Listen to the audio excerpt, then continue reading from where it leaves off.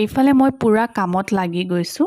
সেইদিনাখন আছিলে আজহাৰৰ বাৰ্থডে আৰু মই ভাবিলোঁ যে মানুহজনক অলপ স্পেচিয়েল ফিল কৰাওঁ বুলি এইফালে মই তেওঁ যি খাই ভাল পায় তেওঁ ফেভৰেট বস্তু চবে মই বনাবলৈ আৰম্ভ কৰি দিলোঁ।